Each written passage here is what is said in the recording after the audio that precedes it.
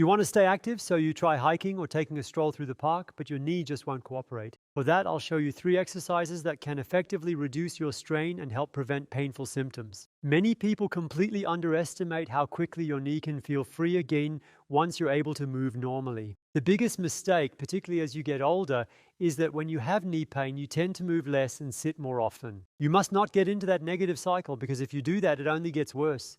Then the root cause of your knee pain, which is often linked to the muscles and fascia around the knee being overly tight and tense, will only continue to get worse. You need movement to keep it flexible and mobile, and of course you have to be able to perform that movement pain-free by doing very specific exercises, which I'm going to show you in just a moment, so stay tuned. And with these exercises, you essentially regain the ability to walk smoothly and the whole system remains in motion. And keeping this movement going is naturally important, even if you don't have back pain yet.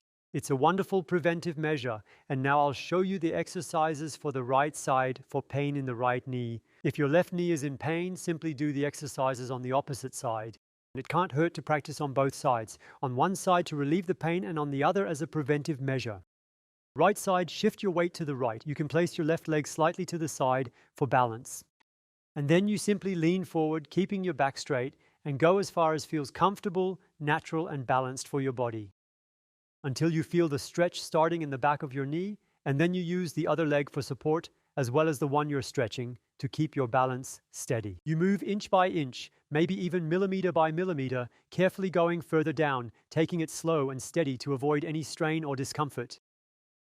By the way, the goal should be to make it all the way down, but it's not something you absolutely have to do. Go exactly to the height where you can still comfortably handle it, and then you'll notice how you can slowly and gradually keep moving further down. But don't go too far. It shouldn't hurt too much. The back of the knee is where it should feel uncomfortable. And if you push too far into the stretch, it can be really off-putting because the sensation just becomes way too intense to handle properly. So stay in a position where it feels noticeable, definite pain in the back of the knee, but still just within a manageable and tolerable range. And as it gives way, you go in deeper with your upper body, with your torso, more and more. And then you take your right hand to the back of your right leg and pull now with your back, as if you were aiming to gradually lift yourself up from that exact position. But since you're holding on tight, you don't manage to do it. And you stay still, engaging your muscles. And that's the valuable aspect of this strength training.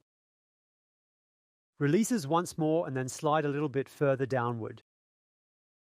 And once more, hold on tight, try to lift up with your core, and that can easily be much higher for you. It's really not a problem at all, no worries. At any height, it works perfectly fine. And then release again and go just a little bit deeper. And again, you want to go upward.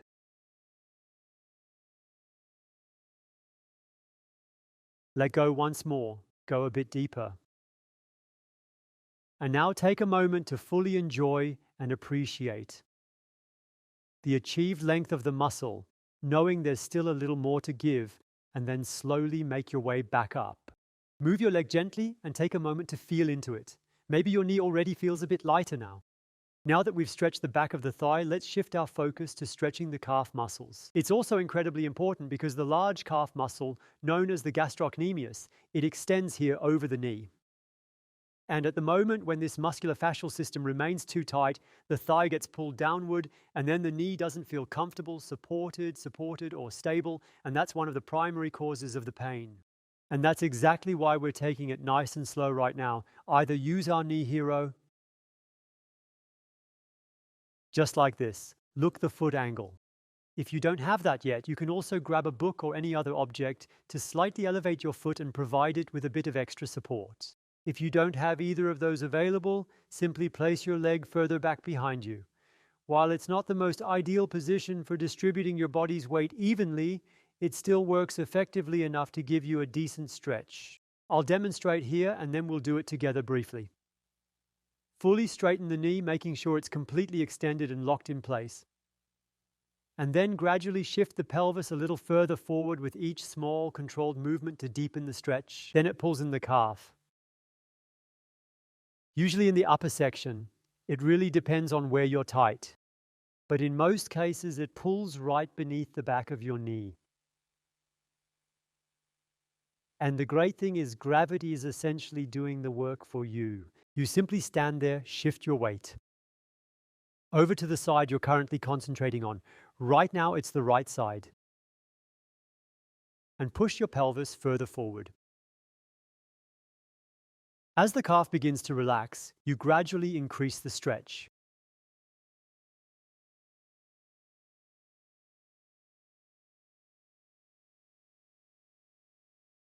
And now we're incorporating our strength training. That means your forefoot, your toes are actively pressing with force against the knee, the book, or the floor, depending on the specific position you're currently practicing in right now. Really firmly, as if you're about to rise onto your tiptoes. Simultaneously, you're extending over the knee to make sure your heel doesn't lift. Then you relax and move your pelvis a bit further forward. And then you repeat the movement again. Push with your foot against the ground. Relax. Move a bit further forward, and then you'll begin to notice how the stretch gradually unfolds and becomes increasingly effective and noticeable as you hold the position steadily and consistently.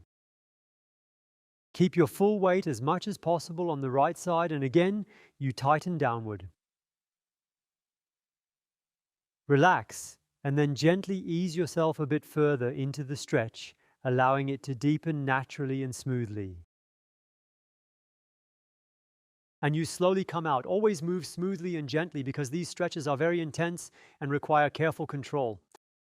And now, if you're wearing shoes, go ahead and take off the one on the side you're currently practicing with. And now we need a stretching strap or a belt. Because this exercise, it's not exactly easy and requires some extra support. But if you do it the right way, then it's extremely effective, and that's why it's worth putting in a little extra effort. Look, I've wrapped the stretching strap around the foot now, and then you lie on your stomach and essentially bring the leg along with you in the motion as you stretch it out. And then you make sure that the right groin is entirely and firmly pressed against the floor. And then once that's the case, you keep pulling your foot toward your buttocks, more and more with the strap. You're probably wondering, why is he using the strap here? He could easily just reach for it directly instead. That's true, but most people, maybe even you, would lift the pelvis, take the groin off the floor to reach the foot, as they can't bring the leg close enough to the buttock otherwise. The strap keeps the pelvis grounded, avoiding tension in the groin for a better stretch. And that's why we simply extend the arm even further by using the stretching strap. And then you can lie down flat on your back comfortably. And in the second phase, steadily pull the foot closer toward the buttock area, maintaining a relaxed posture. That's what makes the exercise so valuable. And that's why. We do it exactly like this, then you pull a little bit further each time.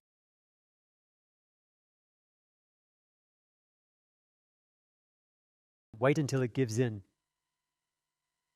Just within the comfort zone of pain is always the approach.